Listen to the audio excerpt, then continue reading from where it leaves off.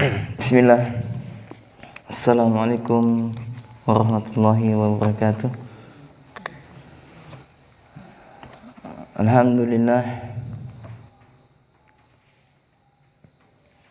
Wassalatu wassalamu ala Rasulillah wa ala alihi wa ashabihi wa mawalah. Asyhadu an la ilaha illallah wahdahu la syarikalah wa asyhadu anna Muhammadan abduhu wa rasuluh la nabiyya ba'dah. Allahumma salli wa sallim wa barik ala nabiyina Muhammadin wa ala alihi wa sahbihi wa man tabi'ahum bi ihsanin ila yaumiddin. Baik jemaah, alhamdulillah kita masih diberikan nikmat oleh Allah Subhanahu wa taala yang begitu banyak sekali. Semoga salam dan salawat senantiasa tercurahkan kepada junjungan Nabi besar kita Muhammad sallallahu alaihi wa alihi wasallam, kepada keluarganya, sahabatnya, dan juga kepada umatnya yang senantiasa berusaha mengikuti jejak langkah beliau. Kaum muslimin, hadirin dan hadirat, dan juga kepada sahabat muslim Bakir Indonesia Chapter Singkawang, rahimani rahimakumullah, yang mungkin sedang menyaksikan kajian kami. Kita akan melanjutkan pembacaan hadis daripada kitab Riyadhus Shalihin, Taman Orang-orang Soleh.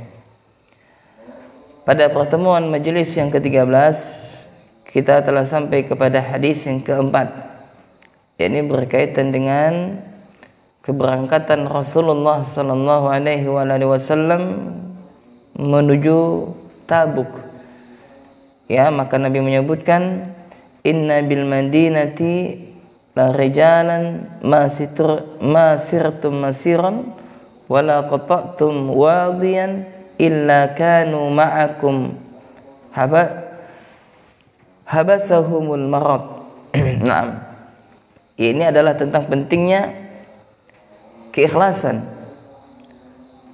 Kenapa? Karena ada sahabat yang mereka tidak ikut bersama Nabi pada peperangan tersebut, akan tetapi Nabi menyebut mereka. Kemudian kita lanjutkan hadis yang kelima, ya.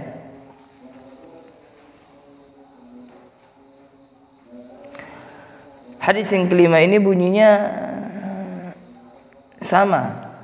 Ini berkaitan dengan, cuman yang berkaitan adalah dari Anas. Ya. Yang keempat siapa? Abu Abdullah, Jabir bin Abdullah. Kelima adalah Anas. Ya, kita baca saja. Maka kata Anas, an Anasin radhiyallahu ta'ala anhu qala, raja'na min ghazwati Tabuka ma'an Nabi sallallahu alaihi wa alihi wasallam. Jadi kata Anas radhiyallahu ta'ala anhu, ketika kami pulang dari peperangan Tabuk, yakni ketika kami kembali dari perang Tabuk, kata Anas radhiyallahu ta'ala anhu, ma'an Nabi, yakni bersama Nabi. Faqala, maka bersabda Nabi sallallahu alaihi wa alihi wasallam, Nabi menyebutkan, inna aqwaman khalfana bil madinati ma salakna syi'ban wala wadiyan illa wa hum ma'ana. Kata Nabi sallallahu alaihi wa alihi wasallam, Nabi menyebutkan, sesungguhnya ada beberapa kaum, inna aqwaman, sesungguhnya ada beberapa kaum, khalfana bil madinati. Nabi mengatakan sesungguhnya ada beberapa kaum yang mana kaum tersebut yakni tertinggal di kota Madinah. Siapa dia? Maksudnya adalah sahabat. Ma salakna syi'ban wala wadiyan illa wa hum ma'ana. Kemudian Nabi mengatakan, tiadalah kita menempuh suatu lereng atau suatu lembah melainkan mereka ya bersama kita. Maksudnya yang tinggal di Madinah itu ya mereka mendapatkan pahala juga. Kenapa? Ya karena niatnya tadi. Kemudian Nabi SAW melanjutkan, ya, habasuhumul udhru, ya, sedangkan mereka terhalang sesuatu daripada udhur. Maka para ikhwah sekalian rahimakumullah, hadis yang mulia ini memberikan pelajaran kepada kita bahwasanya apa? Apabila kita memiliki niat untuk melakukan suatu kebaikan, lantas kita tidak bisa laksanakan dikarenakan apa? Kita ada uzur misalkan, maka kita tetap dituliskan pahala. Maka akan dituliskan pahala untuk kita satu kebaikan. Ya. Maka para ulama menyebutkan, ya ikhwan rahimakumullah, pentingnya kita beramal continue. Apa continue itu? Istiqomah walaupun sedikit. Ya bukan berarti kita untuk menganjurkan beramal hanya sekedarnya, tidak.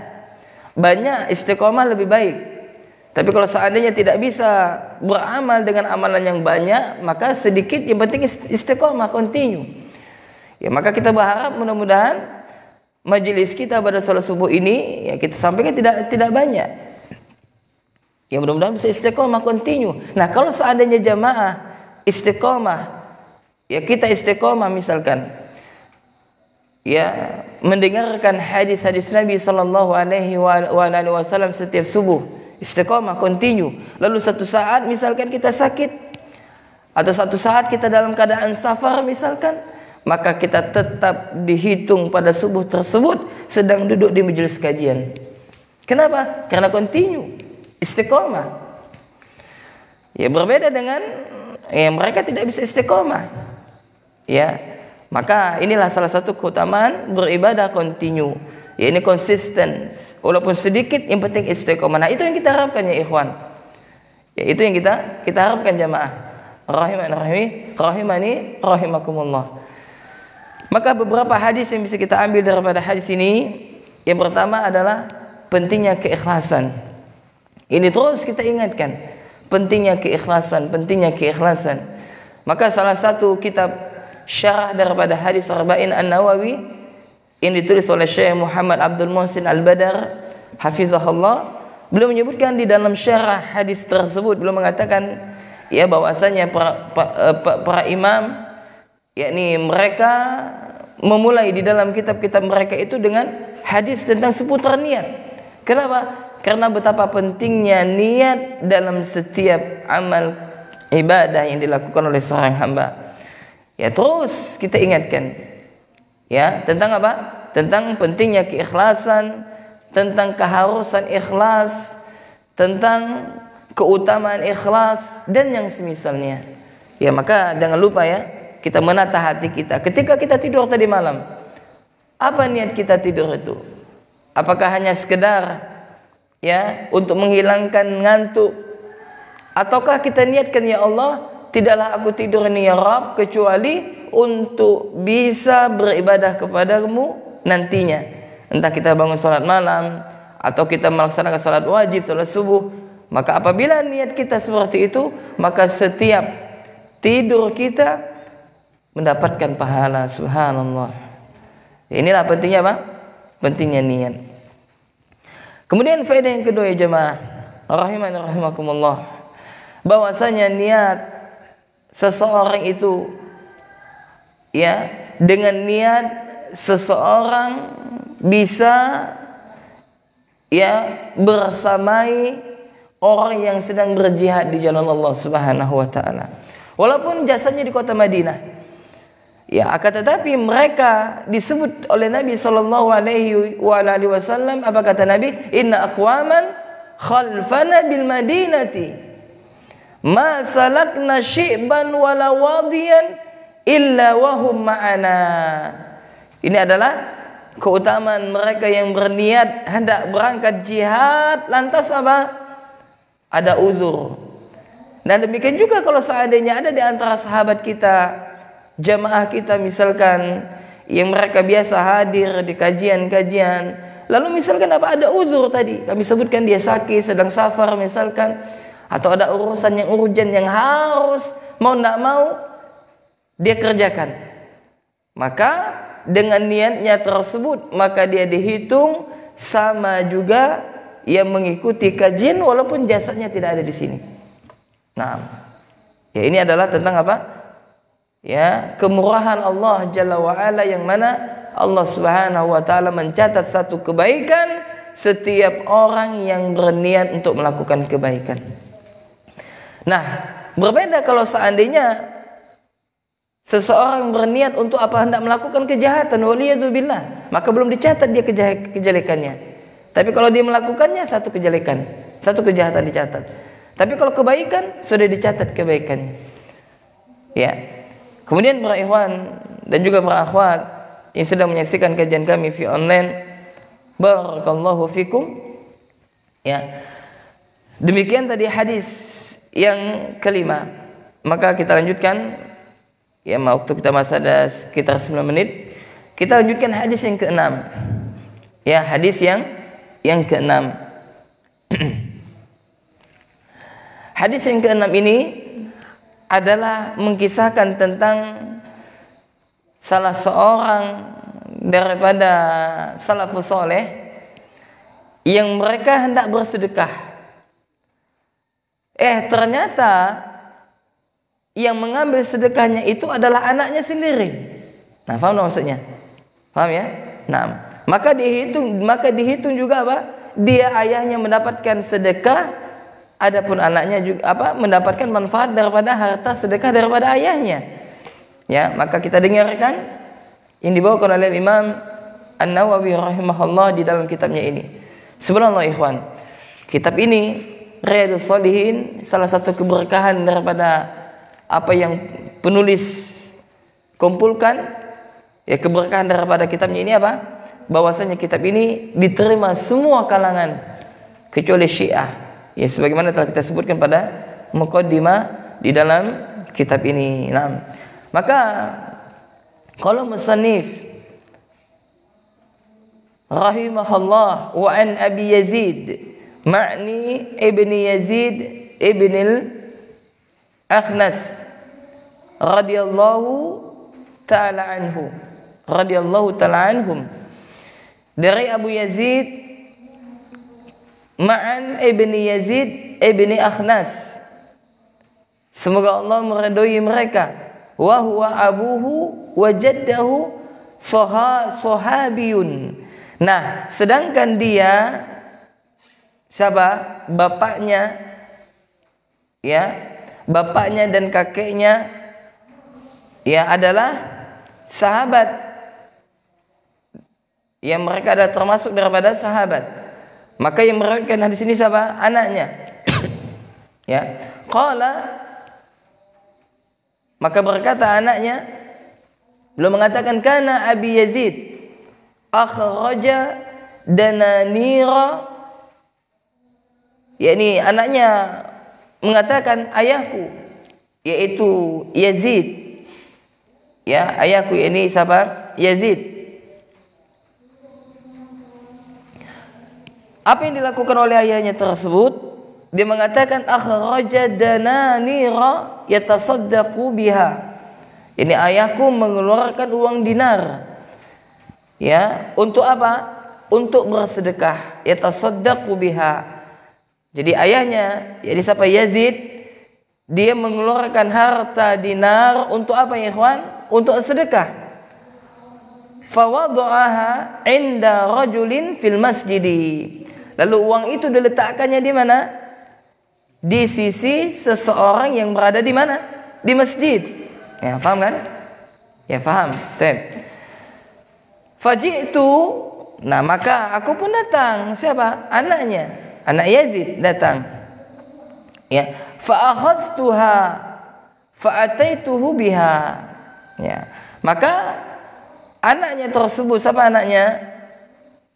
Ya, Ma'an ya ikhwan, Ma'an ibni Yazid. Ya, Abi Yazid, Ma'an ibni Yazid. Jadi siapa yang meriwayatkan hadis ini? Ma'an nama anaknya. Nama ayahnya siapa? Yazid. Ya, nama kakeknya siapa? Akhnas. Namaan ini dia mengkisahkan apa? Bahwasanya suatu ketika ayahnya pernah mengeluarkan uang dinar Untuk apa? Untuk sedekah. Lalu sang ayah ini meletakkan uang dinar tersebut di samping seorang lelaki yang mana lelaki ini berada di dalam masjid. Paham ya? Maka datanglah anaknya siapa? Ma'an ini mengambil uang mengambil uang tersebut. Ya, mengambil apa? Mengambil uang tersebut.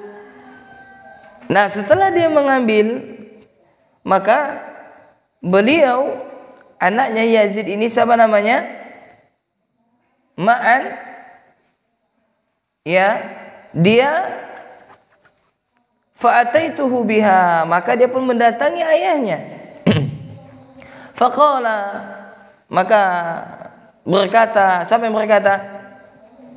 Anaknya tadi berkata, faqala, bukan anaknya, ayahnya ya. Wallahi ma iyyaka aradtu. Ya, maka ayahnya mengatakan, demi Allah, bukan engkau yang kumaksudkan. Maksudnya apa? Uang yang aku infakkan ini bukan untukmu wahai anakku. Nah, gitu maksudnya. Ya. Maka sang ayah ini mengatakan, wallahi ma iyyaka aradtu. Demi Allah, kata sang ayah, bukan untukmu ini uang yang aku sedekahkan ini. Fa khasamtuhu ila Rasulillah sallallahu alaihi wa alihi wasallam faqala. Kemudian selanjutnya kejadian ini diceritakan oleh siapa? Oleh Yazid kepada Rasulullah sallallahu alaihi wa alihi wasallam. Maksudnya begini, Yazid mengadukan kepada Rasul, dia mengatakan apa? Ya, kalau bisa kita pahami seperti ini.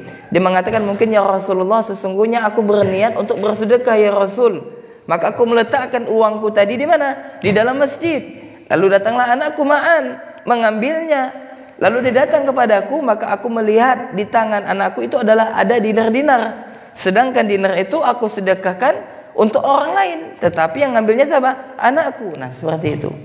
Dia mengadukan kepada Nabi. Apa kata Nabi? Faqala Nabi sallallahu alaihi wasallam, laka ma nawaita ya Yazid. Ya, laka ma nawaita ya Yazid. Kata Nabi sallallahu alaihi wasallam, walaka ma akhadta ya Ma'an. Nah, Nabi mengatakan, bagimu apa yang telah engkau niatkan wahai Yazid. Ya, bagimu adalah apa yang telah engkau niatkan wahai Yazid. Yakni apa? Bahwa engkau wahai Yazid telah memperoleh pahala bersedekah, walaupun yang mengambilnya adalah apa? Anakmu. Nah, gitu maksudnya. Dan bagimu wahai Ma'an, yakni apa? Engkau boleh memiliki dinar-dinar tersebut. Ya, maksudnya apa? Bagimu apa yang telah engkau ambil wahai Ma'an. Maksudnya apa? Boleh bagi sang anak ini mengambil sedekah daripada sang ayah tersebut. Nah, paham maksudnya ya? Kenapa? Karena Yazid dihitung dengan niatnya untuk bersedekah, sedangkan Ma'an dihitung rezeki yang telah Allah tetapkan bagi dia dari sedekah sang ayahnya, walaupun sebelumnya sang ayah tidak tahu kalau uang ini ya diambil salah satu daripada anaknya tersebut. Nah, dikarenakan niat daripada Yazid ini adalah untuk sedekah, maka tetap Allah Subhanahu wa taala memberikan pahala sedekah kepada Yazid tersebut. Naam ikhwan. Ya, maka kesimpulannya adalah bahwasanya Yazid niatnya untuk bersedekah, ya lalu ya hartanya tersebut yang dia sedekahkan tersebut sampai kepada tangan anaknya. Lantas apakah Yazid tetap dihitung sedang bersedekah ataukah tidak? Maka kesimpulannya adalah tetap dihitung bersedekah walaupun yang mengambil harta sedekahnya tersebut adalah anaknya.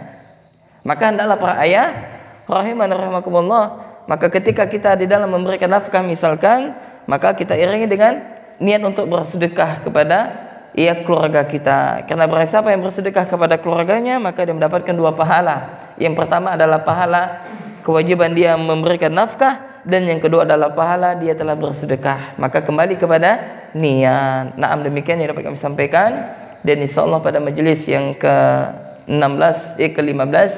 kita akan mengambil faedah daripada hadis yang mulia ini. Mudah-mudahan bisa difahami dengan baik dan benar. Kita cukupkan sampai di sini. Subhanakallahumma wa bihamdika asyhadu an la ilaha illa anta astaghfiruka wa atubu ilaik. Assalamualaikum warahmatullahi wabarakatuh. Astagfirullah.